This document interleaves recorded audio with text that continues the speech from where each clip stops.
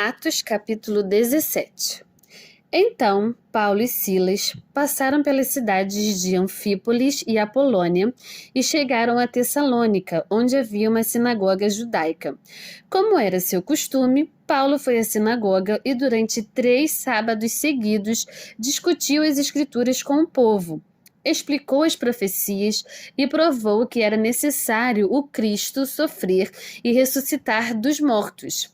Esse Jesus de que lhes falo é o Cristo, disse ele.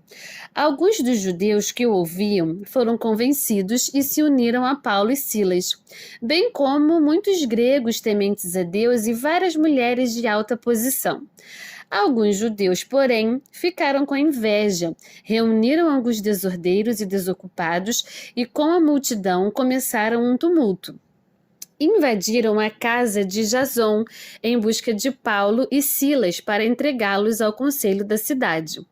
Mas, como não os encontraram, arrastaram para fora Jason e alguns outros irmãos e os levaram diante do conselho. Gritavam: aqueles que têm causado transtornos no mundo todo agora estão aqui, perturbando nossa cidade. E Jason os recebeu em sua casa. São todos culpados de traição contra César, pois afirmam que existe um outro rei, um tal de Jesus. Ao ouvir isso, o povo da cidade e o conselho se agitaram. Então os oficiais obrigaram Jason e os outros irmãos a pagarem fiança e depois os soltaram. Ao anoitecer, os irmãos enviaram Paulo e Silas a Bereia. Quando lá chegaram, foram à sinagoga judaica. Os judeus que moravam em Bereia tinham a mente mais aberta que os de Tessalônica e ouviram a mensagem de Paulo com grande interesse. Todos os dias examinavam as escrituras para ver se Paulo e Silas ensinavam a verdade. Como resultado, muitos judeus creram, assim como vários gregos de alta posição, tanto homens como mulheres. Mas quando os judeus de Tessalônica souberam que Paulo estava pregando a palavra de Deus em Bereia, foram até lá e criaram um alvoroço. Os irmãos agiram de imediato e enviaram Paulo para o litoral, enquanto Silas e Timóteo permaneceram na cidade. Os que acompanharam Paulo o levaram até Atenas, e depois voltaram a Bereia com instruções para Silas e Timóteo irem ao encontro dele o mais depressa possível. Enquanto Paulo esperava por eles em Atenas, ficou muito indignado ao ver ídolos por toda a cidade.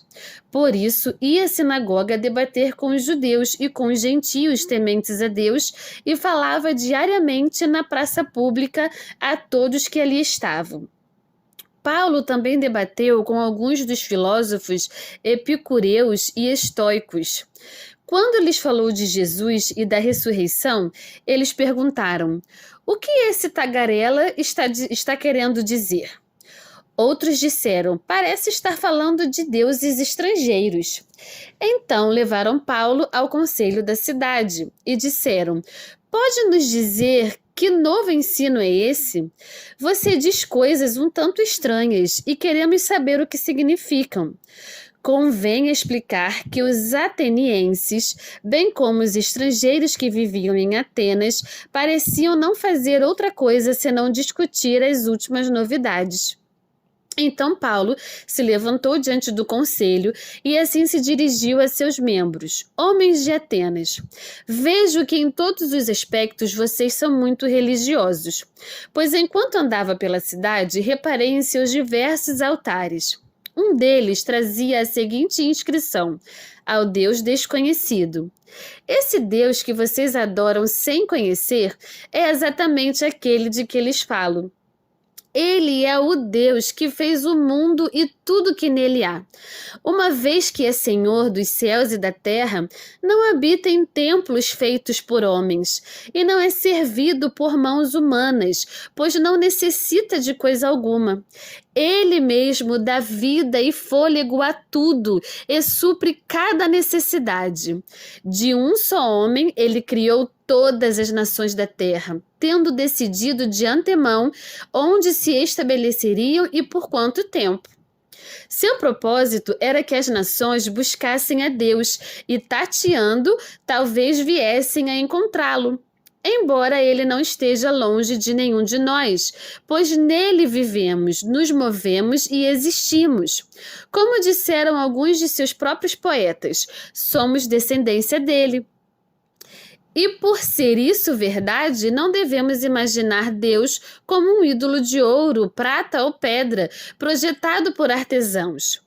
No passado, Deus não levou em conta a ignorância das pessoas acerca dessas coisas, mas agora Ele ordena que todos em todo lugar se arrependam, pois Ele estabeleceu um dia para julgar o mundo com justiça, por meio do homem que Ele designou e mostrou a todos.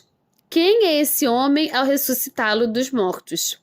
Quando ouviram Paulo falar da ressurreição dos mortos, alguns riram com desprezo. Outros, porém, disseram: queremos ouvir mais sobre isso em outra ocasião.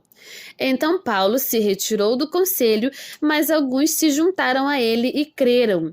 Entre eles estavam Dionísio, membro do conselho, uma mulher chamada Damares e alguns outros.